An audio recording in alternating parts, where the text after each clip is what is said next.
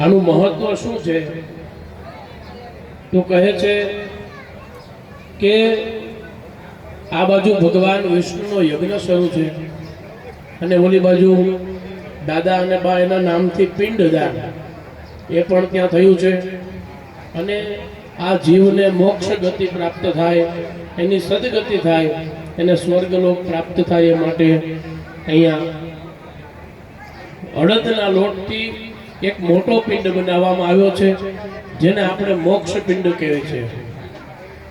આ મોક્ષ પિંડ મૂકે તો યમરાજા છે એના તમામ જે દોષ છે એને માફ કરી અને એને ભગવાનના વૈકુંઠમાં મોકલે છે.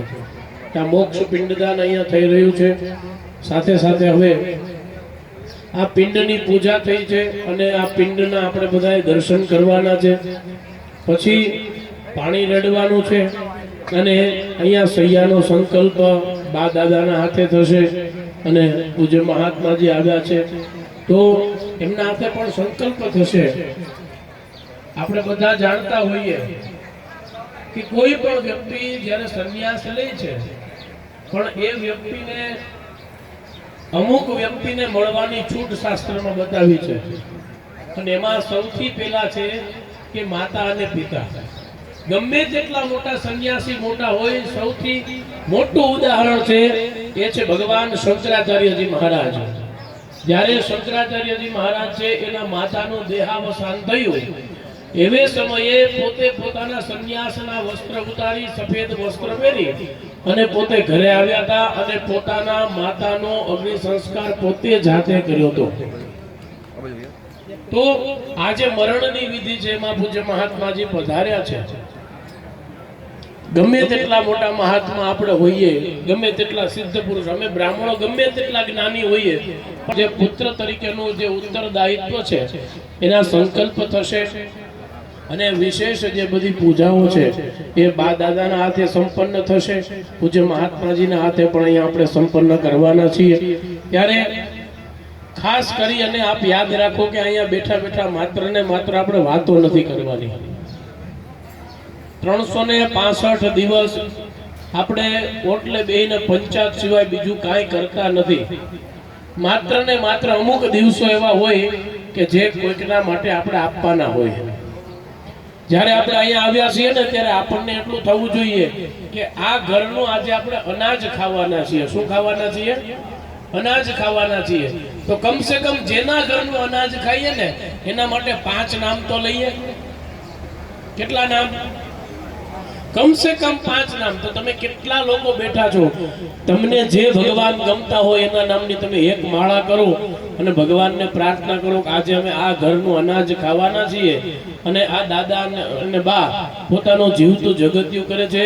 તો અમે જે કાંઈ પણ ભગવાનના નામ આજના દિવસે અહીંયા બેઠા, જ્યારે પણ એનું દેહાવસાન થાય ત્યારે એ ભગવાનના ધામમાં પધારવા વાળા બને એવા આપણે અહીંયા બેસી અને ભગવાનના ચરણોમાં પ્રાર્થના કરવાની અને મંત્ર જપ કરવાના.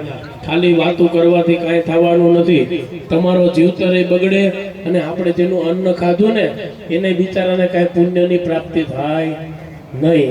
આજે કોઈ પણ બ્રાહ્મણ કોઈ યજમાનના ઘરે જાય છે ને જ્યારે પૂજા કરવા, કથા કરવા, હવન કરવા, ત્યારે એ બ્રાહ્મણ સવારમાં પોતે સંધ્યા પૂજા પાઠ કરીને ઘરેથી જાય અને પોતાના ઘરે ભગવાનને કહેતા આવે કે અમે જેના ઘરે યજ્ઞ કરવા, પૂજા કરવા જાય ને ભગવાન એનું બધું કાર્ય તમે પૂરું કરજો.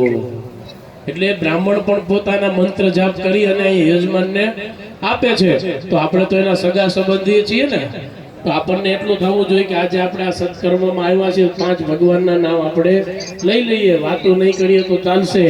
આજનો દિવસ બપોર સુધી વોટ્સઅપ ચાલુ નહીં કરીએ તો હાલશે. ઇન્સ્ટાગ્રામમાં રીલ નહીં જોઈએ તો હાલશે. ફેસબુક ચાલુ કરીને મેસેજ નહીં કરીએ તો હાલશે. પણ અહીંયા બેસીને ભગવાનનું નામ નહીં લઈએ ને એ નહીં ચાલે. તો બધા અહીંયા જે વિધિ થાય છે એના દર્શન કરો. અહીંયા અમે જે બોલીએ છીએ એને પ્રેમથી તમે સાંભળો. આજ બપોર સુધી જ અમને સાંભળવાના છે, પછી કાંઈ અમને સાંભળવાના નથી. બરોબર? તો જેના આત્માના કલ્યાણ માટે, જેના મોક્ષના માર્ગ માટે આપણે અહીંયા આવ્યા છીએ ને પ્રભુ, તો એના માટે ભગવાનના 5 નામ લઈ અને ભગવાનને પ્રાર્થના કરો કે જ્યારે એનો દેહ એમાંથી આ પરમાત્મા રૂપી જીવ નીકળી અને જ્યારે શિવમાં મળે ને ત્યારે એને સદગતિની પ્રાપ્તિ થાય. તો અહીંયા બેસી અને બધા ભગવાનનું નામ, માતાજીનું નામ, કૃષ્ણ ભગવાનનું નામ, તમને જે ભગવાન ગમતા હોય આંખ બંધ કરી ટટ્ટાર બેસી